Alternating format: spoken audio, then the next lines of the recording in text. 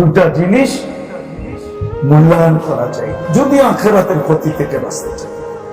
একটা হলো আমার যোগ্যতা, আর একটা হলো আমার হায়াতে জিন্দেগি, সমাজ। সময়ের জন্য চাই নিজামুল আওকাত, যে আমি কোন সময়টাকে কোন কাজে লাগাবো, কোন সময়টাকে কোন কাজে লাগাবো। এটার জন্য নিজামুল আওকাত আছে আল্লাহওয়ালাদের কাছে। আল্লাহওয়ালারা জালেম না যে আপনারা দোকান থেকে সরায় দিবে, ব্যবসার থেকে, বাণিজ্য থেকে, সব থেকে। এটা আলেমদের কাজ না।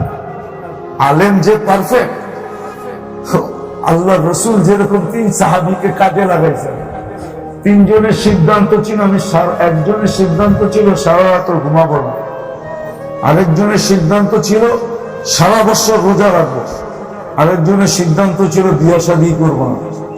তা আল্লাহ রসুল 3 জনকেই বলছে তোমরা 3 জনই ভুল কামে আছো, ভুল সিদ্ধান্ত। একজনে বলতেছে সারা রাত্র আমি ইবাদত করবো, কিন্তু আল্লাহ রসুল বলতেছে ভুল সিদ্ধান্ত। আরেকজনে বলতেছে আমি বিয়ে শাদী করবো না, চিরকুমার থাকবো, তো বলছে এটা ভুল সিদ্ধান্ত।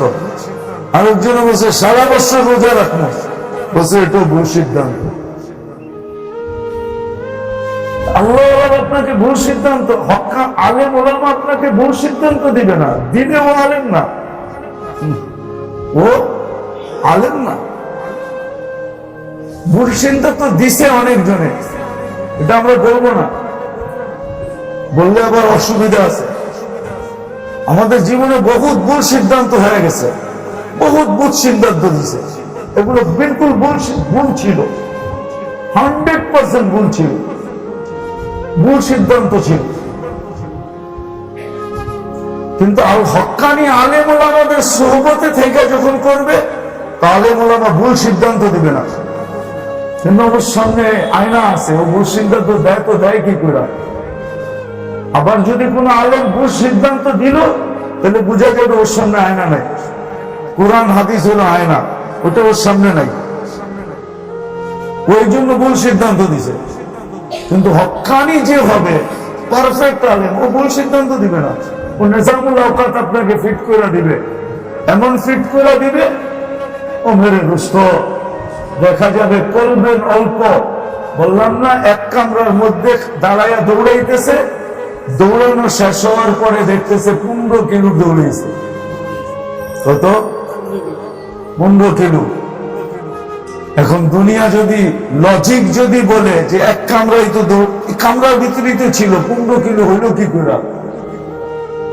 কি লজিক তো এটাই বলে, ঠিক না? কামরার ভিতরেই ছিল, যুক্তি তো এটাই করে, কামরার ভিতরেই তো ছিল, 15 কিলো দৌড়াইলো করতে। ওরে তো কামরার বাইরে যেতেও দেখলাম না।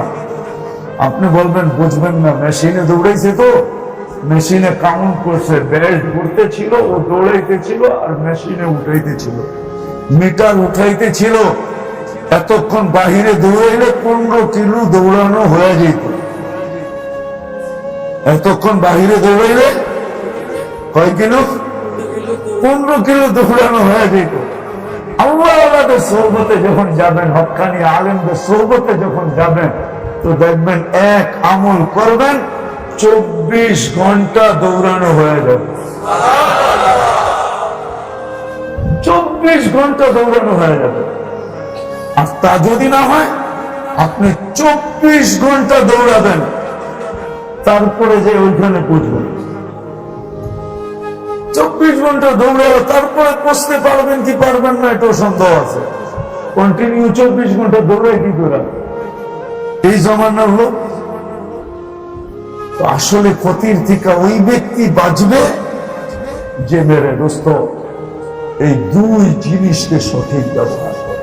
আখিরাতের ক্ষতি, কবরের ক্ষতি, মৌতের ক্ষতি, হাসরের ক্ষতি, ওই ব্যক্তি বেঁচে যাবে যে 2 জিনিসকে সঠিক ব্যবহার করে। একটা হলো যোগ্যতা, একটা হলো হায়াত। এটার জন্য যোগ্যতা ব্যবহার করার জন্য, সঠিক জায়গায় ব্যয় করার জন্য নকশা নিতে হবে, ম্যাপ আল্লাহওয়ালাদের কাছে আছে, হক্কানি আলেমদের কাছে এটার পুরো ম্যাপ আছে, যে আপনি যোগ্যতা কোথায় লাগাইলে কি প্রভাব কোথায় পড়বে, আখেরাতে কিরকম উন্নতি হবে।